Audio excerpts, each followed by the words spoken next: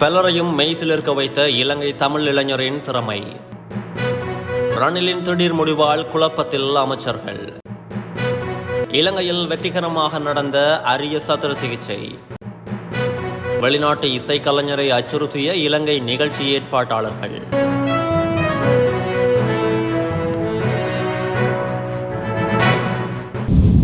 இலங்கை இளைஞர் ஒருவர் இந்திய தொலைக்காட்சியில் ஒளிபரப்பாகி வரும் இசை போட்டி நிகழ்ச்சியொன்றின் குரல் தெரிவு சுற்றில் போட்டியாளராக தெரிவாகியுள்ளார். மலையகத்தின் பதுளையை சேர்ந்த இந்திரஜித் என்ற இளைஞரே இவ்வாறு இசை போட்டி நிகழ்ச்சிக்கு தெரிவாகியுள்ளார். பிரபல பாடகர் SPBயின் தீவிர ரசிகரான இவர் பாடும் நிலாவின் பாடல்களை திறமையாக பாடியதை பார்த்தும் கேட்டும் இசை அரங்கமே ஆர்ப்பரித்தது.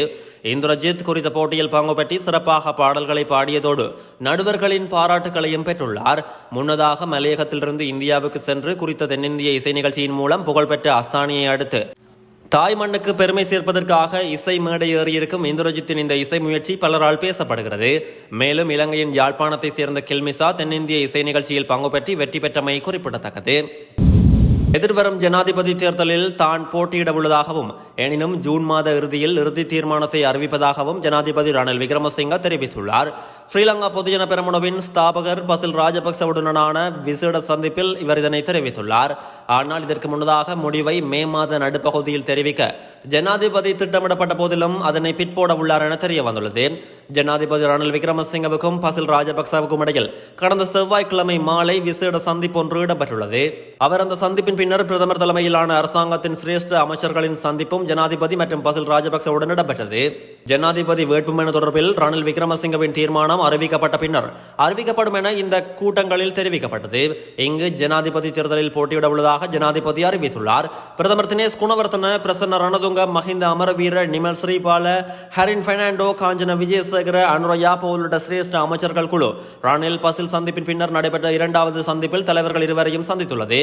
வேட்புமனு தாக்குதலின் பின்னர் மக்களுக்கு பல்வேறு நிவாரணங்களை அரசாங்கம் வழங்குவது சிக்கலாக இருக்கும் என்பதாலேயே ஜனாதிபதியின் வேட்புமனு தீர்மானம் பிற்போடப்பட்டுள்ளதாக அரசாங்க உள்ளக தகவல் வட்டாரங்கள் தெரிவிக்கின்றன. இலங்கையில் முதன்முறையாக ஒருவரின் இரு சிறுநீரகங்களிலும் உள்ள கற்களை அகற்றும் தனித்துவமான அறுவை சிகிச்சை வெற்றிகரமாக நடைபெற்றுள்ளது. குறித்த அறுவை சிகிச்சையானது களுத்துறை போதனா வைத்தியசாலையிலேயே இடம்பெற்றுள்ளது. இந்த அறுவை சிகிச்சை டிஸ்போசபிள் பிளெக்சிபிள் யூரிட்ரோஸ்கோப் என்ற கருவியை பயன்படுத்தி ஒரு சிறிய துளை வழியாக மேற்கொள்ளப்பட்டுள்ளது. தற்போது நோயாளி நலமுடன் இருப்பதாக அறுவை சிகிச்சை மேற்கொண்ட மருத்துவர்கள் தெரிவித்துள்ளனர். இலங்கைக்கு வருகை தந்துள்ள வெளிநாட்டு இசைக்கலைஞரான பெண் ஒருவரை இலங்கை நிகழ்ச்சி ஏற்பாட்டாளர்கள் அச்சுறுத்திய சம்பவம் ஒன்று நுவரெலியாவில் பதிவாகியுள்ளது. நுவரெலியாவின் வசந்த கால கொண்டாட்டங்களை முன்னிட்டு ஏற்பாடு செய்யப்பட்டிருந்த டிஜே இசை நிகழ்ச்சி ஒன்றுக்கு வெளிநாட்டு டிஜே இசைக்கலைஞரான பெண் ஒருவர் வரவழைக்கப்பட்டார். முடிவில் ஒப்புக்கொள்ளப்பட்ட கொடுப்பனவு தொடர்பில் இசைக்கலைஞருக்கு ஏற்பாட்டு குழுவினருக்கும் இடையில் வாக்குவாதம் ஏற்பட்டுள்ளது. இதனை அடுத்து சிலரை வைத்து நிகழ்ச்சி ஏற்பாட்டாளர்கள் குறித்த இசைக்கலைஞரை அச்சுறுத்தியுள்ளனர்.